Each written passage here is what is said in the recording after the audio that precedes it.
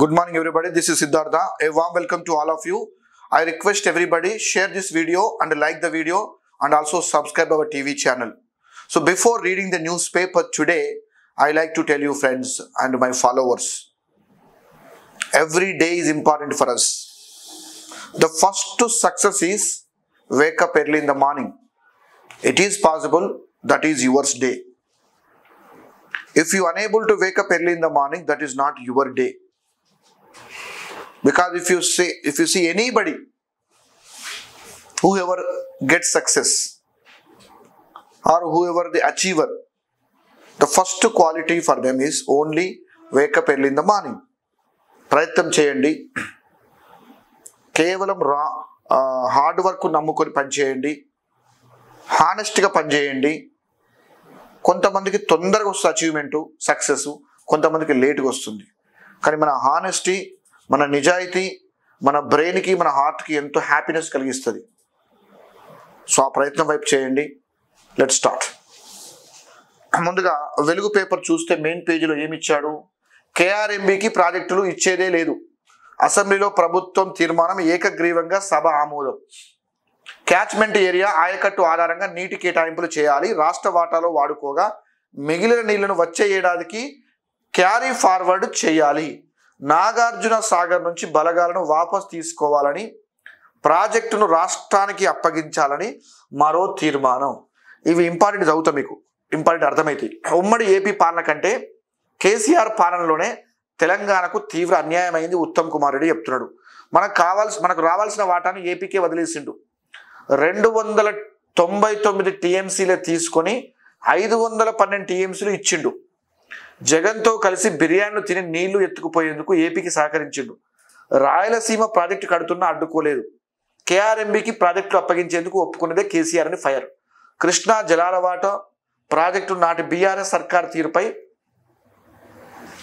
అసెంబ్లీలో power point presentation. మీవి చూస్తే మీకు అర్థం కావాలి. ఒకరి మీద ఒకడు కామెంట్ చేస్తుండే కానీ ప్రజలకు నిజాలు అర్థమైతే లేవు. ఎందుకు చెప్తున్నా అంటే, మీరే సంతకం పెట్టిరని వాడు, మీరే సంతకం వీళ్ళు, ఇదంతా ఏంది పంచాయతీ అండి పబ్లిక్కి. ఆ నీళ్లు వాడుకుందేమో కానీ మీ బిల్డప్లే ఎక్కువనే అందరివి. ఆ బీఆర్ఎస్ పార్టీ అంటే రాగానే మొత్తం వాళ్ళకి ఇచ్చినని వాళ్ళు అంటారు, వీళ్ళకి ఇచ్చినని వీళ్ళు అంటారు. మీ దగ్గర ఫోన్ నెంబర్ లేవా, వాట్సాప్ లేదా? ఎవరికి ఇచ్చిన వాళ్ళకి ఫోన్ చేయండి, వాళ్ళు అడగండి, లేక గ్రూప్ కాల్ చేయండి, కాన్ఫరెన్స్ పెట్టండి. పబ్లిక్ని మొత్తం పిచ్చెక్కిస్తున్నారు. వాడు గుంజుకోపోయిండు, వీడు గుంజుకోపోయిండు వాటర్ని. అరే మీకు ఆడియో లేదా, వీడియో లేదా, వాట్సాప్లో మెసేజ్ లేవా? లేదంటే ఓ కెమెరా తీసుకొని చూపెట్టండి పబ్లిక్కి. ఇదంతా రోజు ఒక చెత్త రాజాంతం ఇది. ఇప్పుడు ఎవరిని తప్పు పట్టినా అర్థం కాదు. పాపాల భైరవుడు ఫామ్ హౌస్లో దాక్కున్నాడు, అల్లుడిని పంపించి అబద్ధాలు చెప్పిస్తున్నాడు. కేసీఆర్పై సీఎం రేవంత్ రెడ్డి ఫైర్. ఆయన సభకు రాకపోవడం ప్రజలను అవమానించడమే. తప్పు చేసింది కాబట్టి ముఖం చాటేస్తున్నాడు. సభకు వచ్చి కృష్ణా జలాలపై వైఖరేంటో చెప్పాలి. ఇకనైనా దొంగలకు సద్దిమూట మోసే బుద్ధి మార్చుకోవాలని హితువు. ఇది కొంచెం మంచిగుంది ముచ్చట. ఎందుకంటున్నా అంటే, ముఖ్యమంత్రి గారేమో అంటే మాజీ ముఖ్యమంత్రి అంటే మంచిగా ఉంటుంది, ముఖ్యమంత్రి అంటే ఇప్పుడు ఎక్కడిది. కానీ మాజీ ముఖ్యమంత్రి కేసీఆర్ సభకి ఎందుకు వస్తలేడండి? నువ్వే తప్పు చేయనప్పుడు వచ్చి చెప్పొచ్చు కదా. మీ అల్లుడిని పంపించుడు, నీ కొడుకును పంపించుడు, మీ కూతురుని పంపించుడు, ఇంకొక అల్లుడిని పంపించుడు, అంతా ఏంది పంచాయతీ? లేకుంటే వీడియో కాల్లో మాట్లాడు, ఇది కథ అని చెప్పు. నీదే కరెక్ట్ అయితే పబ్లిక్ మెచ్చుకుంటారు.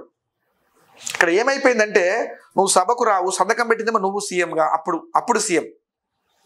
పబ్లిక్ ఖచ్చితంగా మీ గురించి తప్పుగా అనుకుంటున్నారు. మిస్టర్ కేసీఆర్ గారు, ఏజ్ లిమిట్ 46 ఏళ్ళు, ప్రభుత్వ ఉద్యోగాలకు వయోపరిమితిని 44 నుంచి 46 ఏళ్లకు పొడిగించింది. అయితే యూనిఫామ్ సర్వీస్ ఉద్యోగాలకు మాత్రం ఈ వయోపరిమితి పొడిగింపలేదు. ఏం ఉద్యోగాలు నాయన, మనుషులు 46 ఏళ్ళంటే వాడు ఎప్పుడు పెళ్లి చేసుకోవాలి, ఎప్పుడు జీవితాన్ని ఎంజాయ్ చేయాలి? 46 ఏళ్ళంటే ఇంకా 4 ఏళ్ళు అయితే ఏమవుతుంది? ఇక పింఛన్కి అప్లై చేసుకోవాలి. 10th, inter, degree, PG, double degree, double PG, PhD 46 ఏళ్ళు కాగానే అప్పటిదాకా జాబ్ ఎగ్జామ్ రాసుకుని కూర్చోవచ్చంట. ఏం వయోపరిమితి నాయన ఇది? ఈ వయోపరిమితి రాజకీయ నాయకులకు పెట్టాలి. ఎమ్మెల్యేలకు, ఎంపీలకు, మినిస్టర్లకు, సీఎంలకు, గవర్నర్లకు, లేదంటే ప్రైమ్ మినిస్టర్కి ఈ వయోపరిమితి పెడితే అందరికి ఉద్యోగాలు వస్తాయి. మీరేమో చచ్చిపోయేదాకా పోస్ట్ తీసుకోవచ్చు, MLA post, MP post, CM post, PM post. మేము చదువుకొని కష్టపడి రాత్రి పగలు పుస్తకాలు చదివి, కోచింగ్లు తీసుకొని, ఆడ కూర్చొని ఈడ కూర్చొని చదివి, తర్వాత రన్నింగ్ అని, లాంగ్ జంప్ అని, హై జంప్ అని ఇవన్నీ చేసి వీళ్ళకేమో ఏజ్ లిమిట్, మీకేమో ఏజ్ లిమిట్ లేదు. వీళ్ళు కదా నిజంగా ప్రజా సర్వీస్ చేసేది, వీళ్ళు కదా కష్టపడేది పబ్లిక్ కోసము, మీరు కదా కోట్లు సంపాదించుకునేది రాజకీయ నాయకులు. దీని గురించి ఆలోచన చేయాలి మేధావి వర్గం. ఆలోచన చేసి దీనికి ఒక పరిష్కారం కనుక్కోవాలి. ఏం లిమిట్, ఏమైనా పెంచుడు అడ్డమైన పనులు, దానివల్ల ఏం ఉపయోగం ఉందండి? నువ్వు ఎగ్జామ్ పెట్టలేదు చక్కగా, పేపర్ లీకేజీలు, ఉద్యోగాలు అమ్ముకున్న టాకు, నెగటివ్ వర్డ్స్, దాంతోపాటుగా రూమర్సు, మన్ను మశానం. భారత్ కళామండపానికి శంకుస్థాపన ఎవరు చేసింది? ఇది మాదాపూర్లో చేసిండట. ఎవరు? మన కిషన్ రెడ్డి గారు. ఇక మహిళా డాక్టర్ అనుమానాస్పదంగా మృతి చెందింది. ఔటర్పై కారులో అపస్మారక స్థితిలోకి వెళ్ళిన ఒక మహిళ డాక్టర్ ఆసుపత్రిలో చికిత్స పొందుతూ మృతి చెందింది. ఇంజెక్షన్ తీసుకుని ఆత్మహత్య చేసుకున్నట్టు అనుమానిస్తున్నారు. బాధాకరం. సర్కారు అన్ని అబద్ధాలే. ఏంది కాకరం అంతా పొద్దున్న లేసి అంత ఆగమానం చేస్తున్నావు. మేం చలో నల్గొండ పిలుపునిచ్చాకే అసెంబ్లీలో తీర్మానం పెట్టింది. ఇంకా నయం. ఇంకా ఇట్లా మాట్లాడితేనే ఉద్యమ మాటలు బంద్ చేయరు. 6 నెలల్లోనే ట్రిబ్యునల్ వాటాలు తేల్చాలని కోరుదాం. కేసీఆర్ ఒత్తిడిలోనే ట్రిబ్యునల్ ఏర్పాటు చేశారు. అసెంబ్లీలో బీఆర్ఎస్ ఎమ్మెల్యే హరీష్ రావు. ఇవన్నీ పనికిరాని ముచ్చట్లు, చెప్పినా ఎవరు నమ్మరు. నేడు మేడిగడ్డకు సీఎం, మంత్రులు, ఎమ్మెల్యేలు, ఎమ్మెల్సీతో కలిసి పర్యటన. ఉదయం 10 గంటల 15 నిమిషాలకు అసెంబ్లీ నుంచి బస్సులో ప్రయాణం. అన్ని పార్టీలకు సర్కారు ఆహ్వానం. హాజరు కావడం లేదన్న బీఆర్ఎస్. సిగ్గుండాలి. వాళ్ళు మంచిగా రమ్మని చెప్పారు. తొవ్వ ఖర్చు, బస్ ఖర్చు వాళ్ళే పెట్టుకుంటారట. వాళ్ళు పోవచ్చు కదా బీఆర్ఎస్ వాళ్ళు. మీకు అంత పని ఏముందండి? అంత బిజీ ఏముంది? ఒక్కరోజు పోయి రాపరాదండి. ఇడిక ఇజ్జత్ ఓడిపోయి నెక్స్ట్ టైం మీరు గెలిచే పరిస్థితి లేదు. లోక్సభలో ఎవడు మీకు ఓటేయాడు? ఇప్పుడు పోతే కనీసం మిమ్మల్ని గుర్తుపెట్టుకుంటారు. ఆయన ఎవడు చెప్తుంది మీకు ఈ ముచ్చట? నేను ఎందుకు ఈ మాట చెప్తున్నా అంటే, ఈ మేడిగడ్డ గురించి మీరే కదా చేసింది కష్టపడి అప్పట్లా అని ఒప్పుకున్నారు కదా. మీరు కష్టపడి ఆ కష్టాన్ని చూపెట్టండి, ఎక్స్ప్లెయిన్ చేయండి. అందరు పోకపోతే, మొహం లేకపోతే ఇద్దరైనా బోండి. హరీష్ రావు మీరు బోండి, లేదా కేటీఆర్ మీరు బోండి. ఏమవుతుంది? బస్ ఖర్చు కూడా వాళ్ళే పెట్టుకుంటాడు కదా. బస్లా తొవ్వ ఖర్చు మొత్తం వాళ్ళే పెట్టుకుంటారట. ఛాయ్లు, టిఫిన్లు, లంచ్ మొత్తం వాళ్ళే పెడతారట. పోయి రాపోండి. మీరు ఎప్పుడు ఎవరిని విలువలే కదా ఇంతవరకు.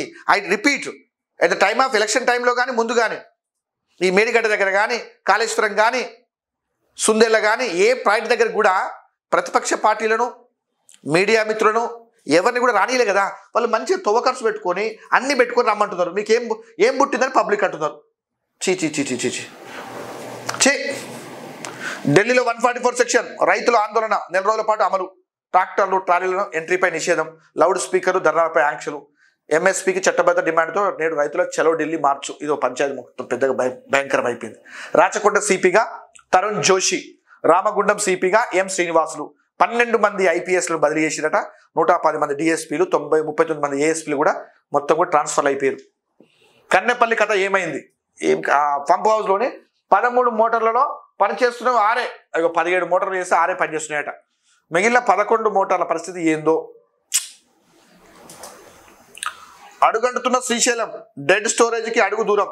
మిగిలిన 40 టీఎంసీలే. తాగునీటి కష్టాలు తప్పవా? కల్వకుర్తి ఆయకట్టుకు నీళ్ళు ఇవ్వలేమని ఆఫీసర్లు. అయ్యో ఇది బాధాకరం. ఇగో మేడిగడ్డ ఇక్కడ బస్సు. నల్లగొండ అనేది మంచిగా ఉంది ముచ్చట. ఇదేమో బీఆర్ఎస్ పార్టీ. ఒకసారి చూద్దాం ఈ కథ ఏందో. ఇగో మీరు అబ్జర్వ్ చేస్తే ఇదేమో నల్గొండ బీఆర్ఎస్ పార్టీ, ఇదేమో కాంగ్రెస్ పార్టీ. వీళ్ళది రాజకీయమే, వీళ్ళు కూడా రాజకీయమే. కానీ ఇలా పోతే నిజాలు బయటకు వస్తాయి. ఇవి అబద్ధాలు. ఇది కథ. రైట్. ఇంకేముంది? రాష్ట్రంలో హుక్కా బ్యాన్. పొగాకు ఉత్పత్తుల సవరణ బిల్లుకు కౌన్సిల్ ఏకగ్రీవ ఆమోదం. శిక్షలు కఠినతరం చేస్తూ చట్ట సవరణ. 7 ఏళ్ల నుంచి 7 ఏళ్ల దాకా జైలు శిక్ష బిల్లు ప్రవేశపెట్టిన మంత్రి శ్రీధర్ బాబు. ఏకగ్రీవంగా ఆమోదించిన అధికార ప్రతిపక్ష సభ్యులు. ఇది మంచి పనే.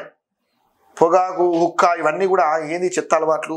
ఆరోగ్యం పాడైపోతాయి, కిడ్నీలు ఖరాబ్ అవుతాయి, ఊపిరితిత్తులు, గుండె అన్ని ఖరాబ్ చేసుకొని ఏంద్ర ఆయన రోజు రోజుకి పెరిగిపోతున్నాయి తాగుడు, చెత్త అలవాట్లు.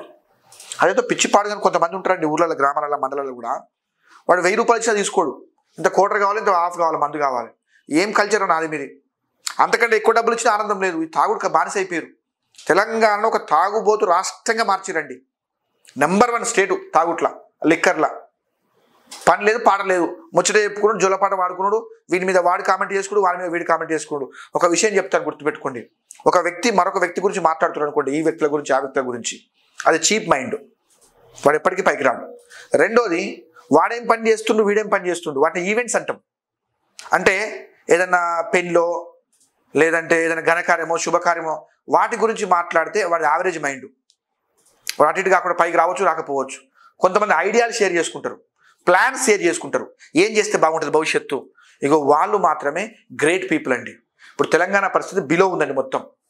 మొత్తం వాడి మీద వీడు, వీడి మీద వాడు కామెంట్లు, నువ్వు ఇది చేసినావు, నువ్వు ఇది చేసినా, ఇదే కథ రాష్ట్రంలో రాజకీయంగా స్టేట్ మొత్తం.